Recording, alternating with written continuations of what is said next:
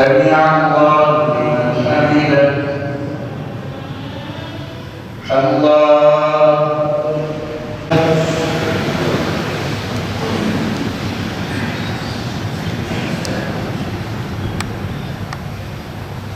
Camiler toplanma yerimizdir. Kabe'nin şubeleridirler. Müminlerin ibadet etme, toplanma, bir araya gelme, kararlar almaya, huzur bulmaya, güven içinde olma mekanıdır. Bunu bu şekilde değerlendirmek lazım.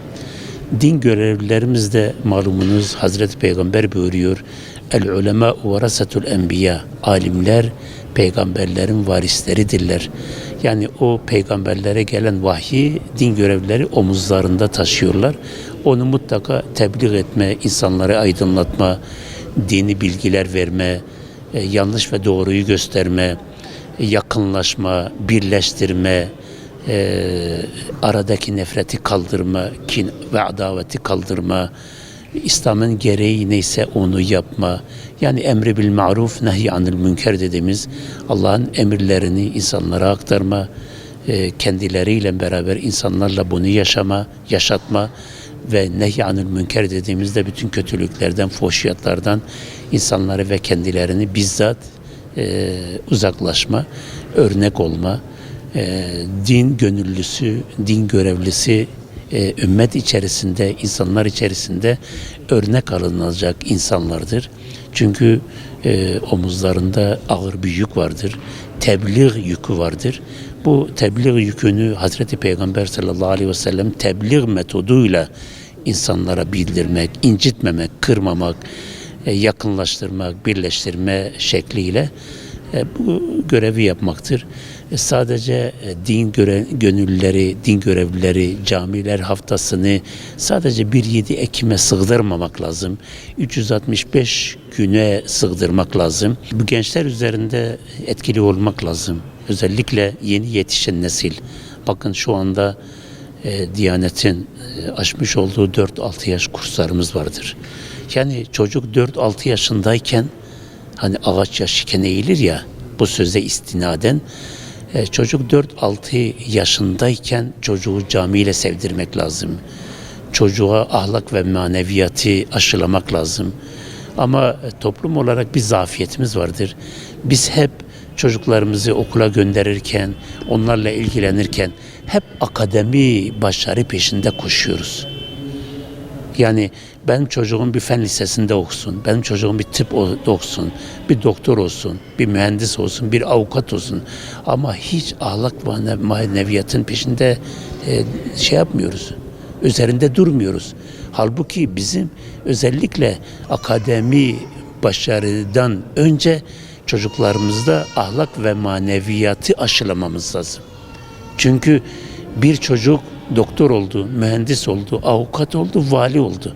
Onda ahlak, maneviyat yoksa insanlara nasıl faydası olacak? Gittikçe batıracak. Gittikçe kötü örnek olacak. Ama bu seviyeye gelen bir gencimiz, bir çocuğumuz ahlak maneviyatıyla yetiştiği zaman mutlaka insanlara faydalı olacak. Peki bu ahlak, maneviyat nereden geçer? Camilerden geçer. Bir yanlışımız daha vardır. Toplum olarak bunu düzeltmemiz lazım. Bakın yılda bir teravih buluşması vardır. Ramazan geceleri vardır. Çocuklarımız camiye geldiği zaman bir bakın yaşlılarımız bağırıyorlar, çağırıyorlar. Çocukları kovuyorlar ya. Siz çocuğa bir tokat atıp gürültü yaptığı için camiden kovarsanız o çocuk ömür boyu camiye karşı bir kin, bir nefret kazanır. Ama ne yapmak lazım? Onların gürültüsüne, onların rahatsızlık yapmasına, onların koşmalarına kucak açmak lazım. Onları camiye getirmek lazım. Camiye getirirken onlara bir şey ikram etmek lazım. Camiyi sevdirmek lazım. İlk bundan başlayacak.